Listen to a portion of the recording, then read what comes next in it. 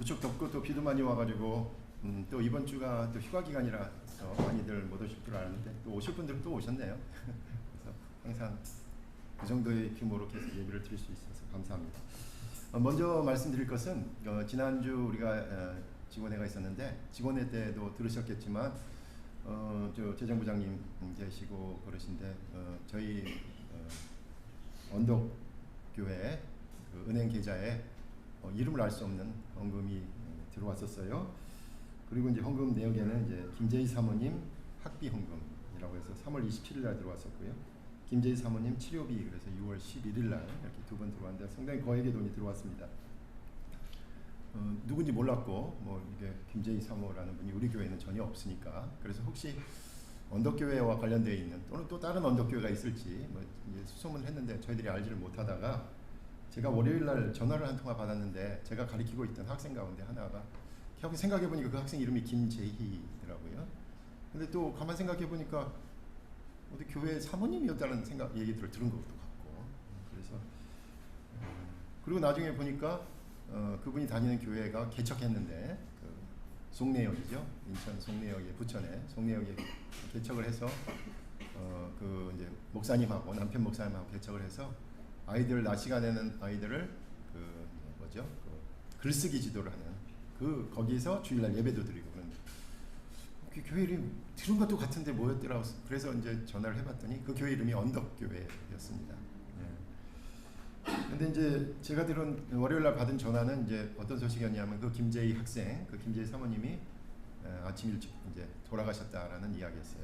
그러니까 그 치료비는 6월 11일날 입금됐는데 이제 나중에 남편 목사님하고 얘기하는 과정에 6월 7일인가 그러니까 건강했었더라고요. 내내 건강하다가 6월 7일 암 판정을 받고 상당히 이제 예후가 좋아서 괜찮다고 생각돼서 1차 항암 치료를 받았는데 그리고 나서 건강하게 받았는데 갑자기 일주일 만에 그 면역력 치수도 많이 떨어지고 그리고 이제 쇼크가 와서 갑작스럽게 그렇게 세상을 떠났습니다.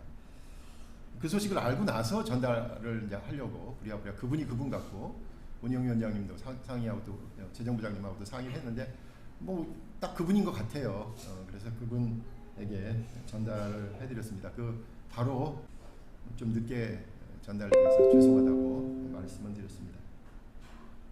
목사님 뭐 그런 어쨌든 감사하다라는 말씀을 하셨고요.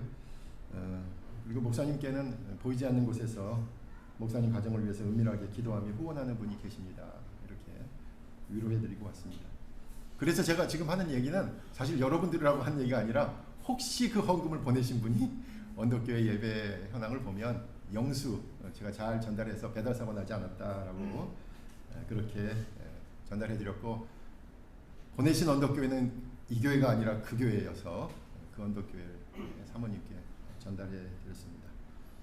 우리가 간직해야 될 돈이 아니고 우리가 써야 될 돈이 아니라 정당하게 그쪽으로 가야 될 돈 같습니다. 오늘 본문도 마땅히 있어야 할 자리, 마땅히 해야 할 일, 우리는 그걸 당위라고 하죠. 지금 본문에서 바울은 그리스도인이라면 마땅히 해야 할 당위적인 일들을 쭉 열거하고 있습니다. 특별히 에베소서가 전체 6장으로 되어 있는데 앞에 있는 1장에서 3장까지를 지나서 4장부터 특별히 이렇게 당연히 해야 될 일들, 그리스도인이라면 당위적으로 해야 될 일들을 기록하고 있습니다.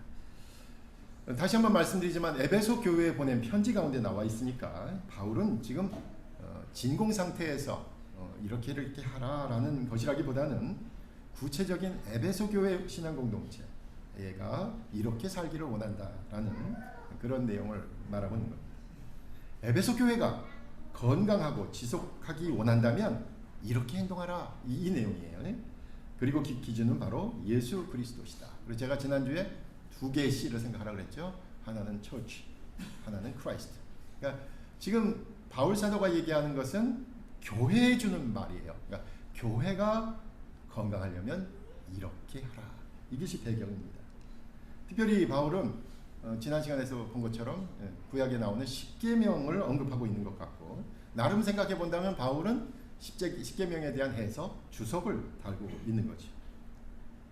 그러니까 뭡니까? 겉으로 드러난 행위뿐만이 아니라 그 마음에서부터 그것을 말하는 것으로부터 바로 말씀을 지켜라. 특별히 십계명과 관련해서는 오늘 본문에 보니까 간음하지 말라, 또 우상 숭배하지 말라, 이 두 개의 계명이 우리에게 떠오릅니다.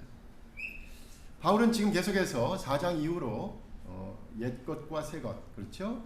이방인으로 살 때와 새로운 그리스도인이 되었을 때 옛사람, 새사람 이렇게 비교를 했고요.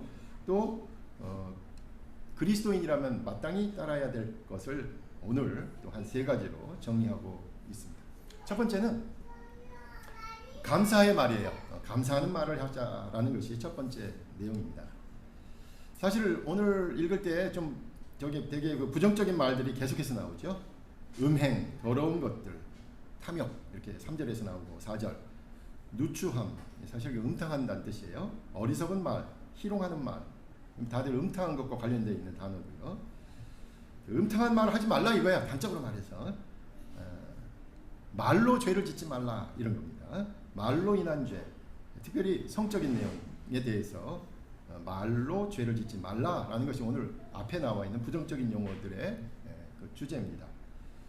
그러나 여러분 알지만은 우리 아이들도 있지만 우리 아이들 지난번에 이제 특별 우리 성교육을 좀 시켰거든요. 성에 관한 이야기, 사랑에 대한 이야기여야 되죠. 근데 오늘 본문에서 왜 부정적으로 얘기합니까?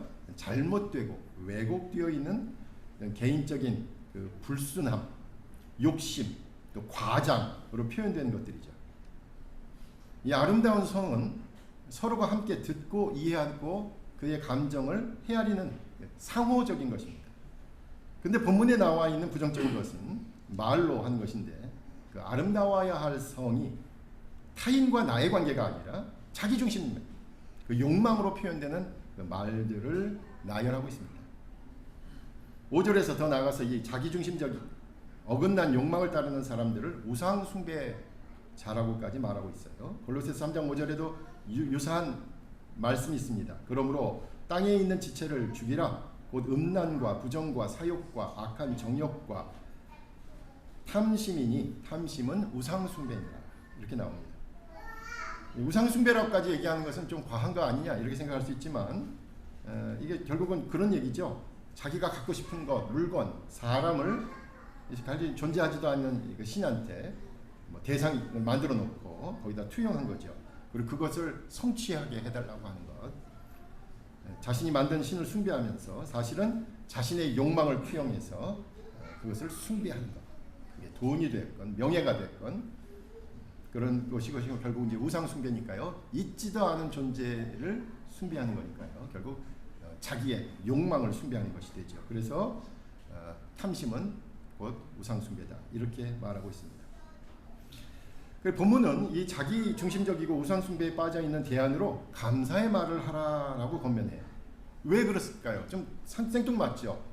음탕한 말들과 감사의 말들이 좀 생뚱맞잖아요.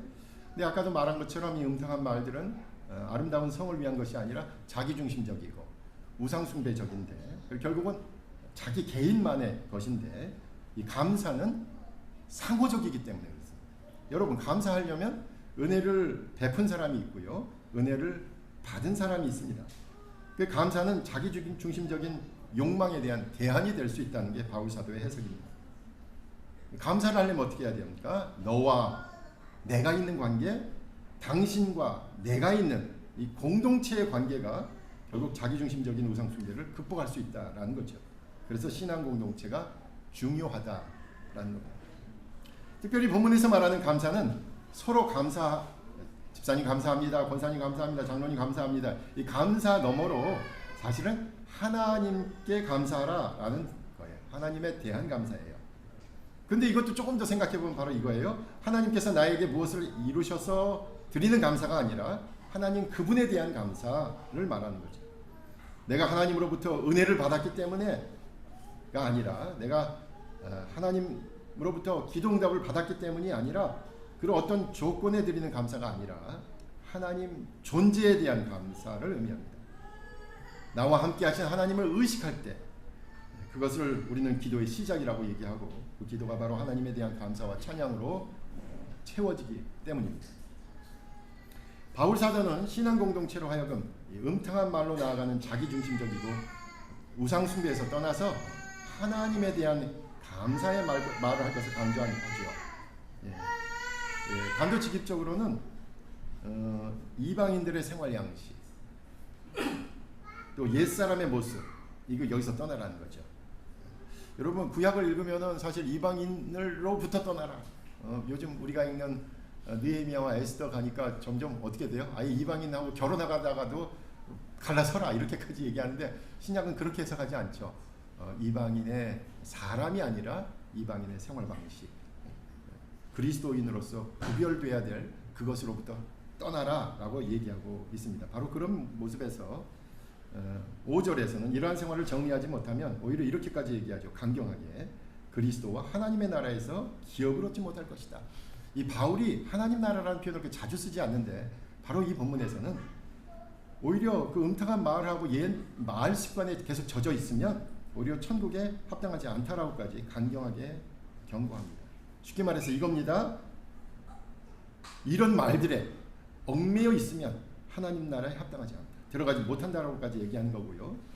여전히 이전의 언어 습관에 매여 있다면 하나님의 진노를 받는 불순종의 자녀다라고까지 아주 무섭게 몰아붙입니다.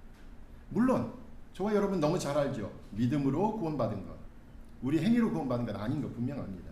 그런데 구원받은 사람은 그 말에서부터 자기 중심적인 우상 숭배가 아니라 하나님과 신앙 공동체에 대해서 감사의 말을 하는 사람이다 라는 사실입니다. 그리고 나서 제가 이렇게 설교를 준비하다가 잠깐 내려와서 TV를 보는데 드라마도 있더라고요. 감사합니다. 그래서 제가 이게 감사하는 드라마인가 봤더니 무슨 드라마인 줄 아세요? 이게 건설회사에서 감사부가 감사하는 거예요. 그래가지고 야만에 감사해가지고 회사를 더 좋게 하고 통쾌하게 어떤 그렇게 응징하는 그런 드라마예요. 그래서 공정한 감사를 통해서 건강한 기업으로 거듭나서 아주 시청률이 아주 높은 드라마다. 그래서 근데 가만 생각해 보니까 그 기업에서 특히 이제 건설회사에서 많이 있는 그 비리를 적발하는 건데 그들이 하는 감사나 우리가 하는 감사도 결국은 하나님과 우리의 관계, 우리 사이의 관계를 또 우리들 사이의 관계를 건강하게 만드는 것이다. 이게 바로 감사의 말을 하라. 이게 첫 번째 내용입니다. 두 번째 내용은 이제 빛의 자녀로 행하라는 거죠. 어둠의 자녀가 아니라 빛의 자녀다. 그러니까 계속해서 바울은 비교하고 있어요. 이방인으로 있을 때와 그리스도인으로 있을 때, 옛 사람일 때, 새 사람일 때. 오늘 여기서는 어둠의 자녀들일 때, 빛의 자녀들. 계속 비교를 해가면서 변화되는 삶을 촉구하고 있습니다. 8절부터 나오는 빛의 자녀들의 모습, 그 열매로 표현되어 있는데 빛의 자녀들의 모습은 착함, 의로움, 진실함 이렇게 되어 있고요. 그런데 우리가 3절, 4절, 5절에서 계속 그 부정적인 용어들도 셋 이렇게 됐죠. 음행, 더러운 것, 탐욕. 4절에서도 누추함, 어리석은 말, 희롱의 말. 5절에서도 음행하는 자, 더러운 자, 탐하는 자. 그리고 지금 본문에서 보면 8절에 보면 착함, 의로움, 진실함. 아마 셋 이렇게 지금 짝을 이루면서 얘기를 하고 있어요. 강조할 때 기억하기 좋으라는 거죠. 여러분 그 참 아이들한테 가르칠 때도 하나 둘 셋 이렇게 첫째 둘째 셋째 이렇게 가르치는 게 참 좋대요. 그래서 기억하기 좋다는 거예요. 하나 첫째 둘째 하다가 기억 안 날 때가 있죠. 그러면 다음에 가르쳐 드리겠습니다 하고 가르쳐 주더라도 첫째 둘째 셋째 이렇게 하는 것이 많이 좋다는 거죠. 여러분 그 여기서 나오는 착함, 의로움, 진실함 다 추상 명사입니다. 그런데 아주 구체적으로 아주 실제적인 그런 이야기를 하려고 합니다. 첫째는 착함입니다. 착함. 영어로는 goodness인데요. 착함. 여러분 착함이라는 단어를 딱 하니까 너무나도 착하게 살고 싶은 나머지 몸에다가 문신을 하는 사람도 있습니다. 착하게 살자. 조직에 있는 사람들은 목욕탕에 가면 이렇게 그런 사람들이 있어요. 착함. 예? 세상 사람들도 어떻게든 착하게 살려고 합니다. 착함은 그런데 여기서 선함이라는 뜻입니다. 선한 일을 하는 것입니다.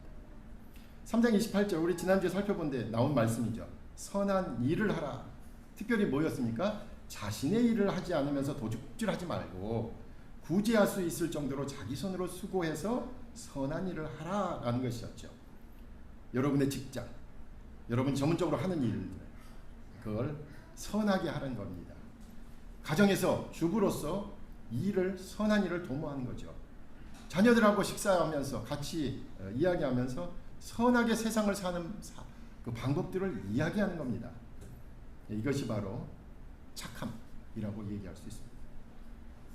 의로움, righteousness입니다. 공정하게 처리하라는 거죠. 요즘 아마도 윤리학에서도 얘기하는 것처럼 다른 건 다 몰라도 절차적인 정의만큼은 지키라 이거죠. 누구 부인이라서 특혜를 주거나 누구와 가까워서 그냥 넘어가는 것이 아니라 누구에게나 동일한 원칙을 지키라는 겁니다. 오히려 성경에서는 이 동일한 원칙에 더 나아가서 어떻게 얘기합니까? 약자에게 더 관심과 애정을 쏟아붓는 것이 성경적인 의로움이다, 정의다, 이렇게까지 얘기합니다. 지난주에 사실은 이제 돌아가신 분이 꽤 많은데요. 그 중에 여러분도 아시겠지만 김민기 선생님이 계셨습니다. 직접 아는 분은 아니지만 제가 대학 시절 노래팀에 들어가서 부른 노래의 절반이 그분의 노래였던 것 같습니다. 왜 그랬을까요? 그 전에 노래는 사랑에 대한 이야기, 아니면 군가, 아니면 건전가요였는데 이분의 노래는 그냥 소소한 삶을 노래로 했다는 거죠. 신선한 충격이었습니다. 이것도 노래구나. 노래 가운데 이런 가사도 있습니다. 새벽에 일어나 어두컴컴한 길을 걸어가 보세요. 밤새 하늘에선 별들이 잔치 벌였나. 구둣방 하라범 벌써 일어나 일판 버려놓았네. 그렇게 시작하는 하루의 일상을 그렇게 아침에 눈부신 빛을 보다가 또 다른 노래는 이렇게 시작하죠. 태양은 묘주 위에 붉게 타오르고 한낮에 찌는 더위는 너의 시련일지라 나 이제 가노라. 그렇게 결코 잊을 수 없는 노래입니다. 물론 이 햇빛을 노래하다가 빨갱이라고, 종북 세력이라고, 최근엔 좌파라는 이름으로 불렸지만 바로 그 빛을 노래하면서 우리는 지식인의 삶, 남을 위한 삶, 먼저 세상을 산 자의 정의를 노래를 통해서 배웠습니다. 마지막으로 빛의 자녀의 모습은 진실함입니다. truth입니다. 진심으로 행하라는 거죠. 충성스럽게 행하라는 겁니다. 하나님의 말씀인 걸 알면 고지식하게 그대로 행하라는 거예요. 토달지 말고 철저하게 지키라는 거예요. 남들은 대충 건너뛰어도 자신은 정도를 가라. 우직함을 말하는 겁니다. 그렇게 빛의 자녀로서 자신의 자리를 지켜라. 이것이 진실함입니다. 착함, 의로움, 진실함. 그리고 나서 11절에서 13절에 따르면 빛의 자녀들이 착함과 의로움과 진실함으로 세상을 살아가는 모습 그 자체가 그렇지 못한 사람들에게 대한 책망이 된다. 이렇게 얘기합니다. 빛은 모든 것을 드러나게 하기 때문이죠. 빛의 자녀들이 존재함으로 인해서 그렇지 못한 행동은 잘못된 것으로 드러납니다. 그러니까 여러분이 하나님 말씀대로 살려고 하면서 남들이 다들 그냥 쉬운 길, 그냥 돌아가는 길 갈 때 포기하지 말라 이거죠. 여러분 각자의 자리에서 하나님 말씀으로, 하나님 자녀로, 빛의 자녀로 살아가려고 발버둥치는 바로 그 모습에서 세상은 조금씩 밝아지고 있다는 사실입니다. 여러분이 빛의 자녀로서 착하게, 의롭게, 그리고 진실하게 세상에서 존재하는 것만으로 세상이 조금씩 밝아지고 있습니다. 그리고 이렇게 우리가 모이는 이유도 서로 격려하고 서로 응원하면서 빛의 자녀로서 계속 살아가자고 다짐하기 위해서 모이는 것입니다. 첫 번째는 감사의 말을 하자. 이것이 어떤 음탕한 말을 하는 것보다는 공동체를 세우는 데 유익하다라는 이야기였고, 두 번째는 빛의 자녀로서 착함, 의로움, 진실함으로 살 것을 얘기했습니다. 마지막으로 세 번째는 깨어서 일어나는 것입니다.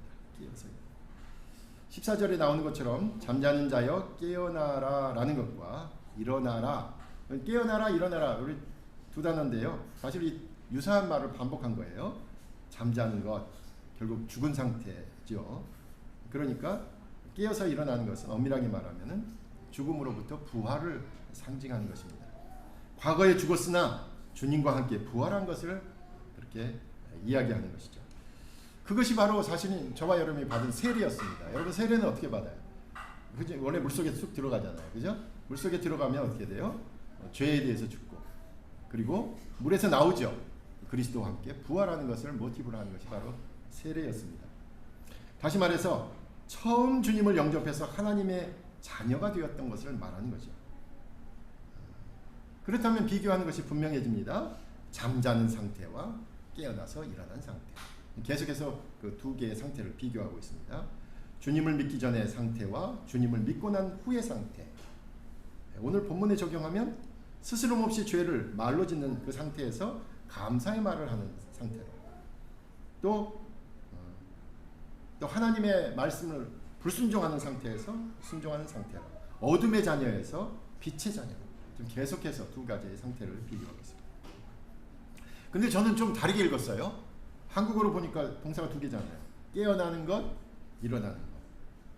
그렇게 좀 두 가지 단계로 생각하는 것도 괜찮을 것 같아요. 깨어나는 것, 각성하는 거고요. 일어나는 것, 자신이 배운 대로, 새롭게 깨달은 대로 살아가는 것. 이렇게 구분하는 것도 좋을 것 같습니다. 깨어나는 것, 회개하는 것이라면 일어나는 것은 하나님 말씀에 순종해서 성결한 삶을 사는 것이죠. 회개해서 하나님의 자녀가 된 것이 깨어나는 것이라면 이제 하나님의 자녀로서 세상 가운데 믿음으로 살아가는 것, 이것이 일어나는 것이다라고 볼 수 있습니다. 여러분 깨어나는 것, 일어나는 것 하니까 뭐 그게 그건데 뭐 목사님 뭐 이렇게 어렵게 구분해요. 저나 여러분이나 잘 알걸요? 여러분 깨어나가지고 아침에 뭐 합니까? 제일 먼저 핸드폰 갖고 또 한 몇십 분 갖고 너덕너덕 거리다가 있잖아요. 그러니까 깨어나가지고 핸드폰 갖고 문기적대는 그것과 일어나서 이제 오늘 하는 삶으로 나아가는 것, 벌떡 일어나서 하루를 시작하는 그 차이가 분명히 있다라는 것 여러분도 동의하실 거예요. 그래서 깨어나는 것과 일어나는 것을 좀 구분하면 저희 언덕교회도 잘 적용할 수 있을 것 같아요. 언덕교회 우리 신앙생활하는 저와 여러분 항상 마음속에 진정한 교회 어떤 모습인지 깨닫죠. 진정한 신앙인은 어떤 모습이어야 하는지 매번 도전받습니다. 그렇죠? 진정한 그리스도인은 어떤 삶을 살아야 하는지 여러 공부도 하고 우리 성경 읽을 때도 그렇게 보고 뭐 우리가 독서 토론할 때도 여러 가지 자극을 받습니다. 그러나 중요한 게 있습니다. 깨어나는 게 전부는 아니라는 거예요. 진정한 교회를 이루기 위해서, 진정한 신앙인이 되기 위해서, 그리고 진정한 그리스도인이 되기 위해서 실제로 일어나야 합니다. 실제로 그 삶을 살아야 합니다. 여기서 우리가 입으로만 그런 교회를 얘기하고 그렇게 삽시다만 한 것이 아니라 실제로 여러분의 자리에 가서 그 말씀대로 사셔야죠. 그것이 핵심이죠. 그래야 변화가 있습니다. 깨어나는 데 멈추지 마시고 일어나서 실제로 그 삶을 살아야 합니다. 14절에서 마지막입니다. 우리가 잠자는 상태에서 깨어나 일어나면 이제 그리스도께서 우리 위에 비추신다라고 약속하셨습니다. 빛이 되시는 예수 그리스도께서 우리와 함께 하신다는 약속이죠. 주님께서 우리의 삶을 함께 사시는 겁니다. 주님의 빛이 우리와 함께 하시니까 바로 우리가 그 길을 따라서 나아갈 수 있습니다. 우리가 불안해서 주저하기도 하고 두려워서 머뭇거리기도 하고 알 수 없어서 포기하려는 우리 바로 앞에서부터 주님께서 빛을 비추신다라고 약속하셨어요. 그러니까 믿음을 가지고 깨어나서 일어나야 합니다. 오늘 본문을 마지막으로 제가 보면서 제가 느꼈던 것은 바로 이런 내용입니다. 왜 바울은 본문에서 이렇게 여러 번 빛에 대해서 말하고 있을까요? 왜 바울은 빛에 대해서 강조하고 있을까요? 제가 볼 때 바울이 지금 빛에 대해서 이야기하는 이유가 있을 것 같아요. 그것은 바로 그가 현재 감옥에 갇혀 있다는 사실로부터 생각해 볼 수 있습니다. 감옥입니다, 여러분. 지금 한 줌의 빛도 없는 밀폐된 공간에 바울은 처해 있습니다. 육신의 몸을 꼼짝달싹하지 못하게 하는 격리된 이 외로움, 앞으로 얼마 있으면 다가올 죽음의 공포, 또 나이가 들고 감옥이 밝을 일은 없잖아요. 시야를 점점 좁혀오는 이 어둠의 공간, 이 절대적인 이 상황 속에서 바울이 지니고 있는 하나님 나라에 대한 소망, 빛나는 하나님 나라에 대한 기대를 결코 꺾을 수는 없었다. 바울이 얻은 감옥 속에서 끝까지 포기하지 못했던 그 빛과 소망, 하나님 나라에 대한 그 빛과 소망은 구체적으로 에베소 교회에서 나타나고 있었던 거예요. 바로 그 신앙 공동체를 통해서 실제로 성취되고 있기를 기대한 것입니다. 그래서 바울은 어두운 감옥에서도 빛을 이야기하고 있습니다. 하늘나라 에베소 교회 공동체가 현실화되고 있다는 거였습니다. 그래서 바울은 어두운 감옥에서도 섬광과도 같은 빛으로 나타나는 주님의 신앙 공동체를 떠올렸던 겁니다. 멀리 떨어져 있지만 바로 눈앞에서 그리면서 어두워서 아무것도 볼 수 없지만 믿음의 눈으로 빛나는 신앙 공동체를 본 것입니다. 그래서 신앙 공동체의 건강함을 위해 서로가 소중하다는 것을 늘 명심하라. 서로 다른 경험했습니다. 서로 다른 상황에 처해 있습니다. 서로 믿음의 차이가 있을 수 있습니다. 근데 그게 문제가 아니에요. 서로에 대한 말 한마디가 공동체 전체를 세울 수도 있고 힘없이 주저앉게도 만들 수 있다. 이것이 바울의 얘기입니다. 여러분의 말 한마디가 사람을 세울 수도 있고, 한 사람을 세운 정도가 아니에요. 교회 공동체를 세울 수도 있고 교회 공동체 전체를 무너지게 만들 수도 있다. 그 얘기를 바울은 지금 하고 있습니다. 말씀을 정리합니다. 바울은 신앙 공동체를 위해서 죄악되고 속된 말이 아니라 감사의 말을 서로에게 그리고 하나님께 하라고 권면하고 있습니다. 어둠의 자녀처럼 살지 말고 빛의 자녀처럼 살면서 선하고 공정하고 신실하게 살라고 강조합니다. 그리고 잠자는 상태에서 이제는 깨어나서 일어나 재촉하고 있습니다. 바울의 권면처럼 우리의 만남을 소중히 간직해서 이 아름답고 건강한 신앙 공동체를 이루기 위하여, 그리고 그만큼 교회가 소중하고 또 그만큼 여러분의 삶의 영역이 소중하기에 진정한 그리스도인이 되기 위해서 주님의 빛을 따르는 우리 모두가 되시기를 간절히 부탁드립니다. 기도하겠습니다.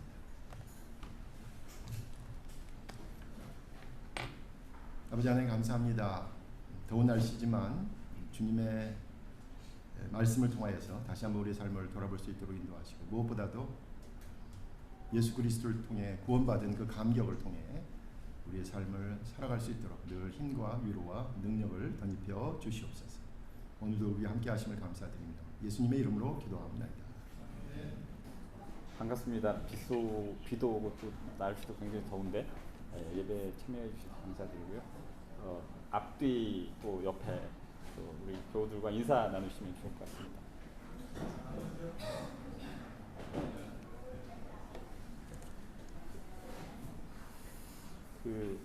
오늘은 방문하신 분이 계십니다. 그래서 우리 건강한 교회 방문을 위해서 이종은 목사님이신 것 같은데요.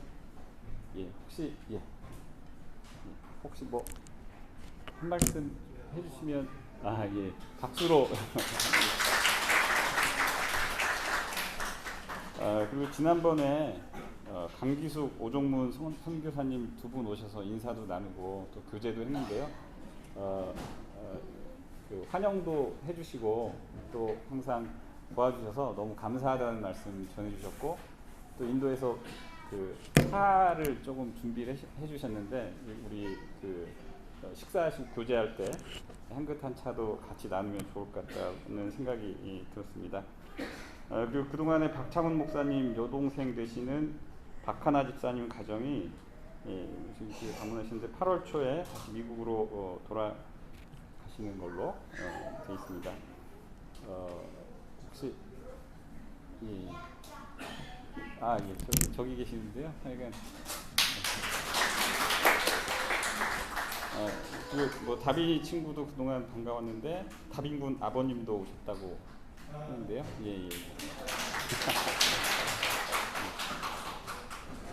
그리고 지지난주 토요일 날 안민영 형제님과 이주빈 자매님이 결혼을 하셨고 또 축하해드렸는데 오늘 오시지나? 예, 오셨네. 그 나중에 떡을 나누신다고 하여간 감사히 먹으면 될 것 같습니다. 시간에는 잠자는 자여 일어나라. 예. 예. 누군가 조윤경 목사님이 싱가포르에서 오셨습니다. 예, 해외에서 반가운 얼굴들이 굉장히 많은 것 같습니다. 이 시간에는 목사님께서 설교해 주신 잠자는 자여 일어나라 설교에 대해서 질문 시간입니다. 혹시 질문이 있으신 분들은 질문해 주시기 바랍니다.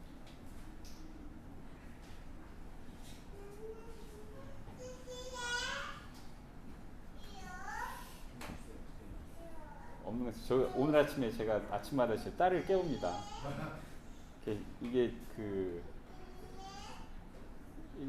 깨어나는 거하고 일어나는 거하고 확실히 다르다는 느낌이 항상 들어요. 깨우면 눈을 뜨는데 일어날 때까지 시간이 너무 많이 걸리는 것 같습니다. 근데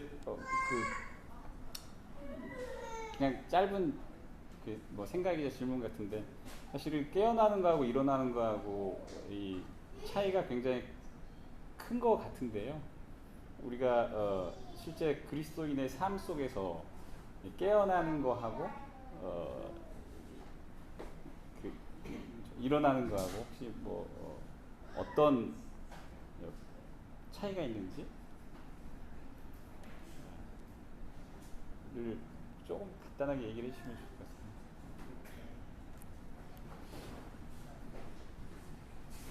우리 설주장께서 반복학습을 위해서 일부러 얘기했는데 또 물어보신 것 같아요. 예, 뭐 예를 아까 제가 좀 들었습니다만은 우리가 공부하고 뭐 설교나 아니면 우리 성경 공부 또 우리 독서 토론을 통해서 많은 것들을 배우잖아요. 그런데 거기서 이제 잘못하면 입진보로 끝나죠. 말로는 이제 바꾸자 그렇게 하는데 입진보로 끝나는데 사실은 우리가 교회개혁 운동의 핵심은 저나 여러분이 같이 변해야 되는 거잖아요. 진정한 그리스도인이 돼야 그 진정한 그리스도인으로 구성된 교회가 건강한 교회고 진정한 교회가 될 거 아니에요. 그러니까 그런 면에서 아는 것과 실천하는 것, 뭐 지행합일 뭐 이렇게 얘기할 수도 있을 것 같고요. 대개 이제 이 전통 가운데서 이제 칼빈주의 전통은 그렇지 않지만 웨슬리안 전통은 이렇게 회개해서 믿는 단계, 뭐 중생의 단계와 진정한 삶으로였던 성결한 단계 이렇게 둘로 나누기도 해요. 그래서 사실은 제가 염두에 뒀던 것은 좀 이렇게 두 단계로 나눠서 생각하는 것도 괜찮겠다. 한 단계로 생각하는 것도 괜찮죠. 원래 본문은 한 번이더라고요. 제가 좀 유심히 봤거든요. 오늘 14절 유심히 봤는데 원래 뜻은 동일한 뜻입니다. 깨어나는 것과 일어나는 동일한 뜻인데 어차피 한국말로 두 단어가 돼 있으니까 저는 뭐 아까도 핸드폰 예를 들었습니다만은 깨가지고 무기적되는 때도 있고 또 일어나야 될 때가 있잖아요 분명히. 그래서 좀 나눠서 생각하자. 그런데 이제 되도록이면 일어나야죠. 빨리 일어나서 변화된 삶으로 나아가야 되니까 또 믿음으로 구원받았다라는 고백에만 머물지 말고 진정한 변화된 삶으로 나아가자라는 것으로도 얘기할 수도 있고요. 아마 이것이 하나다 두 개다라는 것은 신학적인 논쟁은 늘 있습니다만은 뭐 저나 여러분이나 그걸 모르는 건 아닌 것 같습니다. 그렇게 좀 여러 가지로 나는 생각해 보겠습니다. 감사합니다. 7월 사회봉사는 서울역 드림시티에서 생일 맞으신 분이 안 계셔가지고요. 8월 마지막 주일에 진행하기로 했습니다. 수요 예배가 31일 오후 7시에 김희병 장로님 사무실에서 있습니다. 장소는 주보를 참고해 주시기 바랍니다. 그리고 새가족 교육이 오늘 계속됩니다. 저녁 8시에 온라인으로 구실화 비경진 성도님 진행 예정이고요. 중요한 게 이제 정교인 여름 수련회가 8월 17일 그리고 18일 진행되는데요.